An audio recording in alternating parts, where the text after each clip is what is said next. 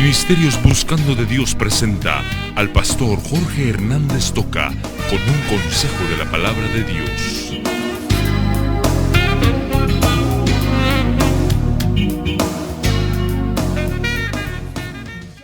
Quiero contarles una historia y oiga por favor.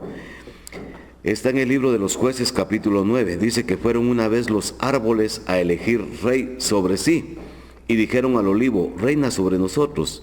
Mas el olivo respondió: he de dejar mi aceite con el cual en mí se honra a Dios y a los hombres, para ir a ser grande sobre los árboles. Y dijeron los árboles a la higuera: anda tú, reina sobre nosotros. Y respondió la higuera: he de dejar mi dulzura y mi buen fruto para ir a ser grande sobre los árboles. Y dijeron luego los árboles a la vid: pues ven tú, reina sobre nosotros. Y la vid les respondió: he de dejar mi mosto que alegra a Dios y a los hombres, para ir a ser grande sobre los árboles. Dijeron entonces todos los árboles a la zarza: anda tú, reina sobre nosotros.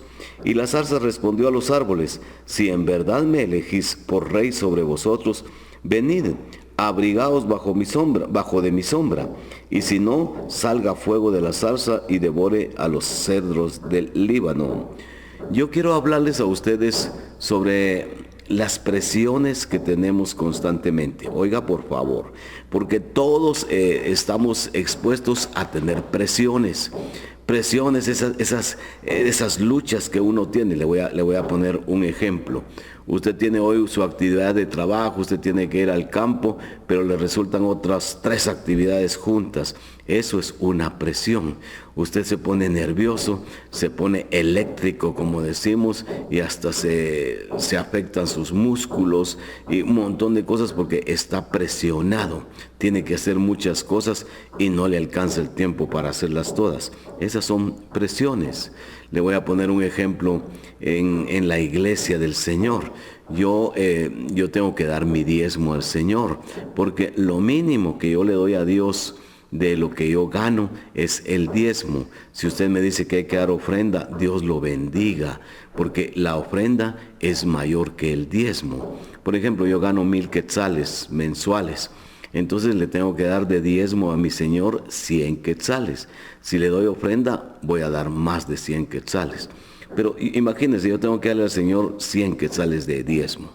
Pero resulta que hubo un problema en mi casa y se enfermó mi hijo.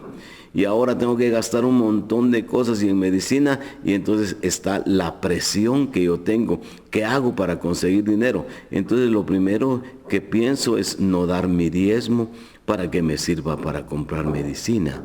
Esa es una presión en la responsabilidad que usted tiene. Usted tiene que darle a Dios lo que es de Dios. Y no puede estar diciendo como mucha gente: es que Dios comprende mi situación.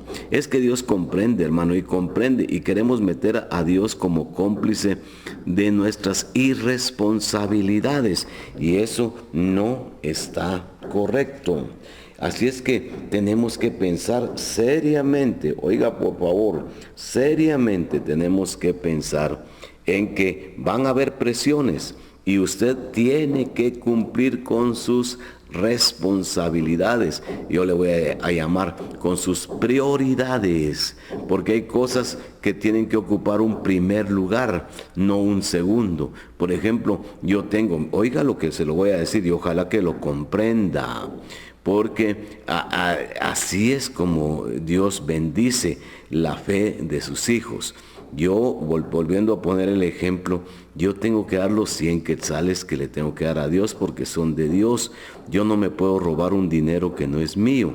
Y cuando yo cumplo con darle a Dios y boto las presiones, entonces Dios va a hacer un milagro, o va a sanar a mi hijo sin medicina, o me va a regalar la medicina, o va a abrir una puerta de bendición. Pero yo cumplí mi prioridad con Dios, porque la prioridad es darle a Dios lo que es de Dios, para que Él me dé a mí lo que Él me tiene que dar. Entonces hablamos de prioridades, pero usted y yo vamos a tener presiones todo el tiempo. Hay que servir al Señor, hay que trabajar por el Señor, hay que evangelizar ganando almas para Cristo. ¿Cuántos de nosotros tenemos todo eso que he mencionado como una prioridad, como algo súper importante. Pero yo prefiero quedarme viendo televisión un día en la tarde, en lugar de salir a evangelizar. Ay no, yo prefiero quedarme acostado descansando. El día domingo es el único día que tengo libre, dicen muchas gentes, y entonces yo no puedo estar haciendo otras cosas. Y así se hace, y dejamos de cumplir nuestras prioridades porque hay presiones. Fíjese que este pasaje de Jueces 9 tiene un contexto triste, pero muy triste. Porque usted sabe y se acuerda la historia de Gedeón. Gedeón fue un hombre maravilloso, un juez de Israel que libró al pueblo de Israel de la opresión que tenían con los madianitas. Y él logró gobernar a Israel por muchos años y los madianitas quedaron destruidos. Excelente. Y después Gedeón nos narra aquí el pasaje que tuvo 70, por lo menos más de 70 hijos. En aquella cultura, imagínense que el que tenía un montón de hijos era porque tenía capacidad y era una persona superior a los demás. Y Gedeón tenía por lo menos 70 hijos con sus esposas. Pero había tenido, y miren el pecado, miren la falta, había tenido con su concubina, con una su criada, había tenido también un hijo. Ese era un perverso llamado Abimelec. Pues cuando se murió Gedeón quedaron sus 70, especialmente sus 70 hijos, ¿verdad? Y Abimelec era despreciado porque era hijo de la sirvienta. Pero resultó que un día Abimelec fue a buscar a los de su pueblo y los convenció. Y hubo una masacre tremenda porque mataron a 70 de los hijos de Gedeón. ¿Qué le parece a usted? Y Abimelec se quedó como que si él fuera el juez, como si fuera el rey de ese grupo de Israel, ¿verdad? Y entonces uno de los hijos de Gedeón que se escapó, les habló a los malvados que estaban con Abimelec y les dijo que no era correcto lo que habían hecho. Y les cuenta esta fábula, lo que yo acabo de contarles a ustedes y que se las voy a explicar. Y les cuenta que no es justo. Este Gedeón los liberó de la esclavitud de los madianitas y ese es el pago que le dieron a Gedeón, matando a 70 de sus hijos. Entonces la historia tiene que concluir diciendo: Dios va a juzgar y va a hacer justicia por lo que le hicieron a los hijos de Gedeón. Y entonces Dios tiene que castigar a los perversos. Ese es el reto final. Ahora, si usted lee oyó la lectura, está en Jueces capítulo 9, versos 8 al 14. ¿Cuál es la historia? Nos dice que todos los árboles, imagínense, los árboles se pusieron en una sesión. Y al sesionar los árboles, ellos en la sesión dijeron: bueno, necesitamos que uno de los árboles sea rey sobre nosotros y que nos gobierne. Si a usted le parece raro, esta narración la conocemos como una fábula. Hay fábulas, y en las fábulas yo quiero que usted recuerde, porque en la escuela nos contaban muchas fábulas, nos leían fábulas. En las fábulas hablan los animalitos, ¿verdad? En las fábulas como esta hablan los árboles, y es una imaginación, ¿verdad? Que estaban todos los árboles reunidos en sesión y decidieron que iban a poner a un árbol como rey de todos los árboles para que les gobernara. Y principiaron a escogieron primero al olivo, después le preguntaron a la higuera, después le preguntaron a la vid, y como ellos tres no aceptaron, entonces llamaron a la zarza, la que solo da espinas, para ver si ella quería gobernar sobre los árboles. Esta es una fábula. Ahora quiero que escuche, porque es bueno que aprendamos o que reforcemos lo que ya sabemos, ¿verdad? Una fábula es una narración como la que estoy mencionando, en donde hablan los animalitos, en donde hablan los árboles, pero es una enseñanza, una ilustración que nos quiere dejar una enseñanza moral.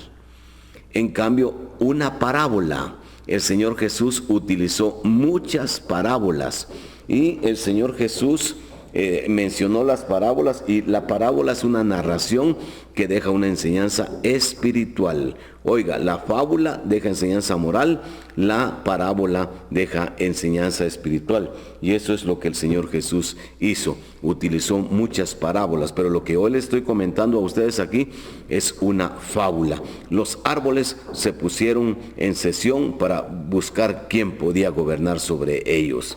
Yo quiero dejarle a usted, porque ya el tiempo es muy corto para mí, el reto de lo que le acabo de estar mencionando. Usted va a tener presiones en sus obligaciones. Usted va a recibir muchas presiones en las prioridades que tiene. Por ejemplo, yo tengo mis hijos. Una de las prioridades más grandes que Dios me ha dado es que yo debo cuidar a mis hijos, yo debo velar por ellos. No solamente dar dinero para que coman, yo tengo que darles atención, cariño, yo tengo que hacerles sentir que son importantes, tengo que exigirles que cumplan sus obligaciones. Y las obligaciones son de acuerdo a la edad de cada uno de ellos. Bueno, ¿cuántas cosas tengo que hacer? Entonces, esa es una prioridad. Pero si yo principio a hacer otras cosas en lugar de mis prioridades, he cedido ante las presiones. Y eso es lo grave, porque usted y yo no podemos ceder ante las presiones. Nosotros tenemos que cumplir nuestras obligaciones delante del Señor. Yo le suplico, por favor, que piense en sus prioridades. Una prioridad, se la anticipo, es Dios. Dios es primero. Y usted tiene que pensar en su servicio, pensar en la obra del Señor. Y segundo, es nuestra familia. La familia es sobre todas las cosas. Después de Dios, la familia. Tengo que cumplir mis responsabilidades con ello. Ya en tercer lugar, usted escoja cuál situación o cuál ocupación ocupa ese lugar en sus prioridades. Pero para mí, mi prioridad es Dios. Mi segunda prioridad es mi familia. Ya lo tercero puede ser mi trabajo, mis estudios, mi distracción y otro montón de cosas. Que usted cumpla sus prioridades. En el próximo programa voy a dar la explicación a la fábula que aquí se narra. Que Dios les bendiga. Ministerio Buscando de Dios presentó la palabra de Dios en labios del pastor Jorge Hernández Toca.